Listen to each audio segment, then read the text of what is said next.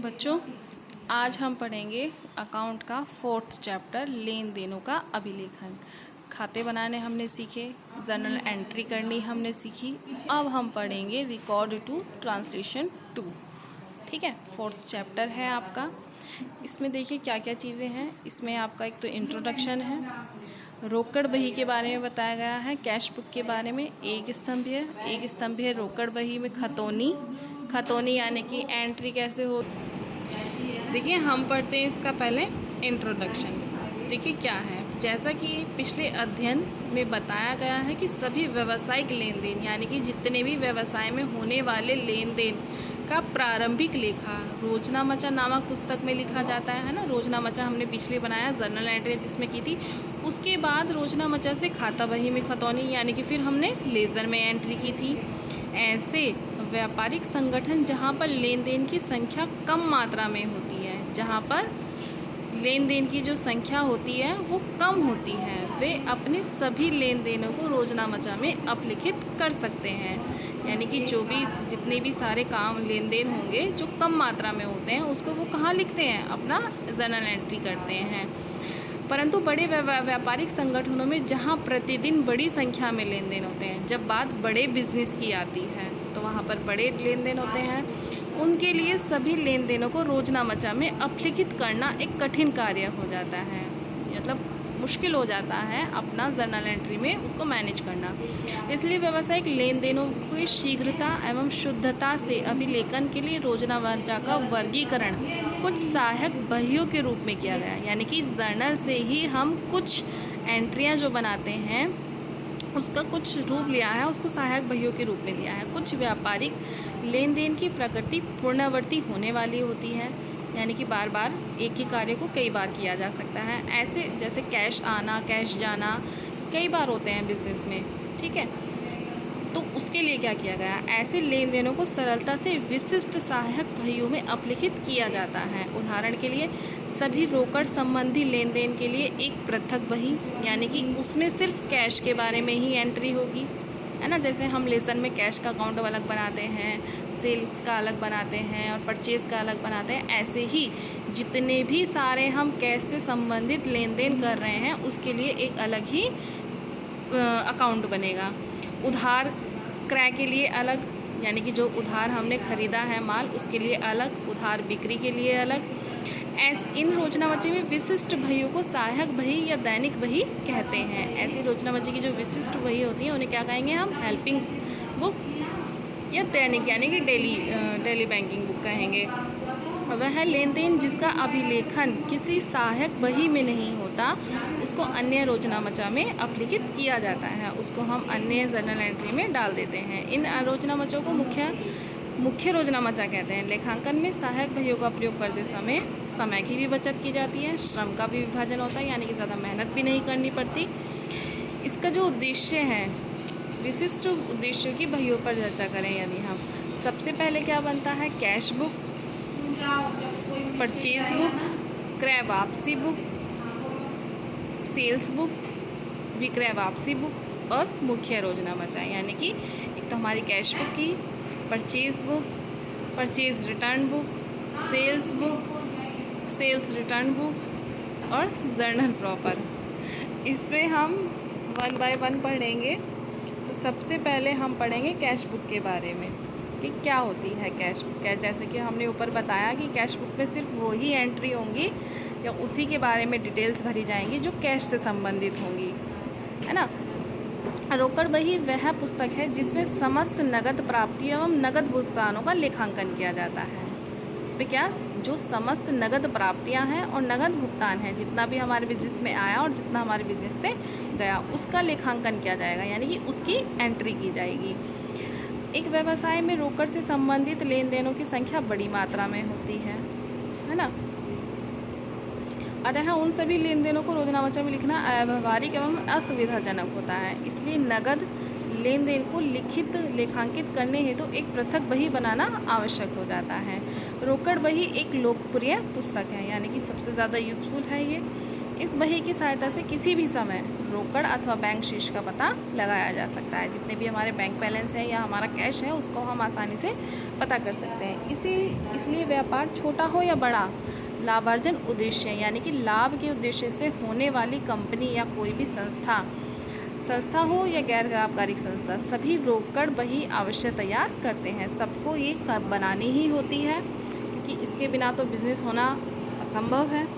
रोकड़ बही में प्रतिदिन की रोकड़ प्राप्तियाँ, कैश रिसेप्ट्स, अनरोकड़ भुगतान, कैश पेमेंट्स का लिखा करके अंत में रोकड़ शेष ज्ञात कर लिया जाता है कि हमारे पास बाद में कितना बैलेंस बचा। यह रोजना मचा एवं बही दोनों के उद्देश्य पूर्ण करती है, क्योंकि रोकड़ बही में लेन देन की प्रारंभिक प्रविष्टि की जाती है और अंत में दैनिक रूप से शेष ज्ञात कर लिया जाता है, और उसका जब हम टोटल करते हैं तो उसमें बाद में हमारा जो बैलेंस बचता है वो हमें पता चल जाता है कि हमारे पास अब कितना बैलेंस बचा है कैश बुक में। जब व्यवसाय में रोकड़ बही रखी जाती है तो प्राय रोकड़ बही संबंधी लेखों का रोजना मचा में किया जाता है, न कि रोकड़, और बैंक में कोई रोकड़ का कोई खाता ही नहीं बनाया जाता। रोकड़ बही को 3 प्रकार की हो सकती है। देखिए, कैश बुक जो है वो 3 टाइप्स की होती है। एक स्तंभीय रोकड़ बही, द्विस्तंभीय और खुदरा रोकड़ बही। एक स्तंभीय बही होती है सिंगल कॉलम कैश बुक, ठीक है। इसका जो सबसे ज़्यादा प्रचलन में यही होती है, अधिकतर सब यही यूज़ करते हैं। तो हम एक एक करके पढ़ेंगे। एक स्तंभीय रोकड़ बही में व्यवसाय के सभी लेन देनों का लेखा तिथि के अनुसार किया जाता है, डेट वाइज जो है उसका हम एंट्री करते हैं। एक स्तंभीय रोकड़ बही एक खाते की तरह बनाई जाती है, जैसे हम लेज़र का अकाउंट बनाते हैं ना कैश बुक, तो उसका उसी तरह बनती है। इसके बाईं पक्ष में डेबिट साइड होती है, जिसमें सभी रोकड़ प्राप्तियां लिखी जाती हैं। डेबिट साइड में जितनी भी हमारे प्राप्त होंगी, जितना भी हमारा रिसीव पेमेंट होगा, वो सब हम डेबिट साइड में लिखते हैं। और दाईं पक्ष में यानी कि क्रेडिट साइड में जितना भी हम भुगतान करते हैं, जितना भी हम पैसा देते हैं, तो उसका डाटा लिखा जाता है। जब व्यापार द्वारा समस्त लेन देन केवल नगद ही किए जाते हैं, जब व्यापार में समस्त यानी कि सभी लेन देन केवल नगद ही किए जाते हैं, उस स्थिति में एक स्तंभीय रोकड़ बही बनाई जाती है। इसका प्रारूप देख लीजिए आप कि ये कैसे बनती है। सबसे पहले यहाँ पे इनका लिखा जाता है रिसेप्ट्स यानी कि प्राप्तियाँ, और पेमेंट्स यानी कि भुगतान। ये डेबिट साइड होती है, ये क्रेडिट होती है। ये हमें पता है कि ये डेबिट साइड है और ये क्रेडिट साइड है। तो सबसे पहले इसमें डलता है date, particular, LF, amount. Date, particular, LF और अमाउंट, ठीक है। ये इसका एक प्रारूप है। इसको हम एक छोटे से उदाहरण के रूप में और अच्छे से समझ लेते हैं। एक स्तंभीय रोकड़ बही में लेन देनों का अभिलेखन एक उदाहरण द्वारा स्पष्ट किया गया है। किसका है? मैसर्स रूपा ट्रेडर्स का। इसने समस्त ये लेन देन किए हैं। हस्त रोकड़, गुरमीत द्वारा प्राप्त, बीमा किश्त का भुगतान किया है, फर्नीचर क्रय किया है, नगद विक्रय किया है, नगद माल खरीदा है, स्टेशनरी परचेज की है, रुक्मणी को नगद भुगतान किया है, कमल को नगद माल बेचा है, मासिक किराए का भुगतान किया है, वेतन का भुगतान किया है, बैंक में नगद जमा कराई हैं। तो ये सब इसका एक विवरण है। डेट इसमें डाली है, विवरण डाला है और धनराशि डाली है। अब हम इसका रूपा ट्रेडर्स की जो है हम कैश बुक बना लेते हैं। कैश बुक हम कैसे बनाएंगे? अपना डेबिट और क्रेडिट साइड करेंगे। डेबिट साइड में हमारा date, particular, LF, amount. Date, particular, LF और अमाउंट, ये हमारा क्रेडिट साइड हुआ, ये हमारा डेबिट साइड हुआ। डेबिट साइड में क्या होता है? जितनी भी हमारी प्राप्तियां हैं, जितना भी पैसा हमने प्राप्त किया है वो सब डेबिट होगा, और जितना भी हमने पेमेंट किया है वो सब हमारा क्रेडिट होगा। तो सबसे पहला इसका जो बैलेंस बचा है 1 नवंबर 2017 को अधस्त रोकड़ यानी कि 30,000 रुपये का इसका बैलेंस बचा हुआ है। तो हम इसमें लिखेंगे टू बैलेंस BD, ठीक है। BD यानी कि बोरोडान, पैसा हमने नीचे उतारा है 30,000 रुपये से। दूसरा है गुरमीत द्वारा प्राप्त नगद। देखिए, पता ही चल रहा है कि यहाँ पे पैसा हमें क्या हुआ है? रिसीव हुआ है। यहाँ पे पैसा हमें रिसीव हुआ है कितने का? 12,000 रुपये का। तो प्राप्त हुआ है तो हम कहाँ लिखेंगे? 2 में लिखेंगे। 4 नवंबर को हुआ है 2 गुरमीत 12,000 रुपये। अब है वार्षिक बीमा किश्त का भुगतान किया है, यानी कि हमने पेमेंट किया है। पेमेंट कितने का किया है हमने? 6,000 रुपये का। तो हम यहाँ बाय साइड में लिखेंगे 8 नवंबर 2017 को बाय इंश्योरेंस अकाउंट, कितने रुपए से? 6,000 रुपये से। अब हमने फर्नीचर क्रय किया है। अब हमने फर्नीचर क्रय किया है, हमें नहीं पता, इसमें लिखा नहीं है कि फर्नीचर नगद खरीदा है क्या उधार खरीदा है। लेकिन अगर कंडीशन ये है कि फर्नीचर खरीदा, एंट्री क्या बनती है, purchase furniture account debit to furniture क्रय किया, फर्नीचर का क्रय, फर्नीचर यानी कि हमने खरीदा है। तो अगर खरीदा है तो उधार खरीदा होगा, है ना। तो हमारे बिजनेस में तो फर्नीचर आ गया, कितने का खरीदा हमने, उधारी खरीदा होगा 13,800 का। तो आने वाले समय में हम इसका पेमेंट भी करेंगे। तो अभी तो हमने पेमेंट नहीं किया, तो इसको हम कहाँ डालेंगे, यानी कि हम इसका पेमेंट तो करेंगे ना एक दिन, एक समय ऐसा आएगा जब हम उसका पेमेंट करेंगे। तो यहाँ हम डालेंगे बाय फर्नीचर में, क्योंकि हमारे पास से जो है बिज़नेस से पैसा जाएगा। अब है नगद माल का विक्रय। नगद माल का हमने विक्रय किया है, यानी कि हमने जो पैसा है वो नगद सेल किया है।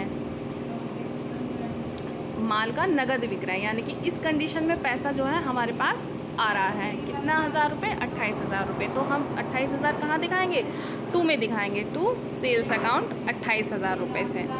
ठीक है। मुदित से माल खरीदा, मुदित से हमने माल खरीदा है, कितने का, 17,400 का। तो माल हमने खरीदा है तो हमने तो पैसा दिया होगा, भुगतान किया होगा। तो हम क्या करेंगे, बाय परचेज़। तो परचेज़ करेंगे कितने, 17,400 से। स्टेशनरी का क्रय, यहाँ पे भी हमने परचेज़ की है तो हम पैसा देंगे, ये भी कंडीशन हमारी पैसा देने वाली है। तो बाय स्टेशनरी करके हम कितने लिखेंगे, 1,100 रुपये। रुक्मणी को नगद भुगतान, यहाँ पे भी हमने पैसा दिया है 12,500 का। तो ये पैसा यहाँ पे देंगे बाय रुक्मणी 12,500। कमल को नगद माल बेचा, बेचा है हमने, तो यहाँ पे हमें पैसा प्राप्त हुआ है 18,200 का, हमें यहाँ पैसा प्राप्त हुआ है। तो टू सेल्स अकाउंट 18,200। मासिक किराए का भुगतान, यहाँ पे हमने पैसा दे दिया, मासिक किराए का भुगतान किया है ना, यानी कि हमारे पास से इस कंडीशन में पैसा गया, कितने का गया, बाय रेंट अकाउंट 2,500 रुपये। वेतन का भुगतान, इसमें भी हमने पैसा दिया है 3,500 रुपये। तो हम भी यहाँ पे भी सैलरी है 3,500 रुपये से। बैंक में नगद जमा कराएं, यहाँ पे भी हमारा कंडीशन क्या बन रही है, पैसे को जाने वाली। तो यहाँ पे भी हम क्या लिखेंगे, बाय बैंक अकाउंट 8,000 रुपये। अब मेन बात आती है इसके बैलेंस की, कि हम बैलेंस कैसा पता करें कि बैलेंस हमारा कहाँ बच रहा है। ठीक है। तो सबसे पहले हम दोनों तरफ का टोटल करेंगे। ठीक है। दोनों तरफ के टोटल में जहाँ का भी अमाउंट ज़्यादा होगा, है ना, तो वो चीज़ें दोनों साइड हम लिखते हैं। जैसे हमें देखने से ही पता चल रहा है इसका अमाउंट ज़्यादा है, तो हम इनको सबको प्लस करके दोनों अमाउंट यहाँ लिख देंगे। और जो टोटल इसका आया उसके ग्रैंड टोटल में से हम घटा करके उसको हम लिखेंगे बाय बैलेंस CD 23,400। ठीक है। तो बैलेंस हमारा इक्वल हो जाएगा। अब हम अगर यहाँ खाते बन रहे थे नवंबर में, 30 नवंबर को हमने ख़त्म किया, तो हम अगला महीना कहाँ तारेंगे, 1 दिसंबर को 23,400 का जो हमारा बैलेंस लगा था वो हम यहाँ तारेंगे। जब हम अगले महीने की कैश बुक बनाएंगे, तो जैसे हमने यहाँ पे टू बैलेंस BD लिखा था ना, तो ऐसे ही हम अगले महीने की मंथ में टू बैलेंस BD करके ही ये वाला अमाउंट वहाँ पर चलाएंगे। ठीक है बच्चों, ये तो तुम्हारी single cash book, single column cash book की। अब हम अगले उसमें पढ़ेंगे posting the single column cash book. ठीक है। एक स्तंभीय रोकड़ बही में खतौनी। अब हम इसको कैसे खतौनी करेंगे, कैसे इसकी हम पोस्टिंग करेंगे।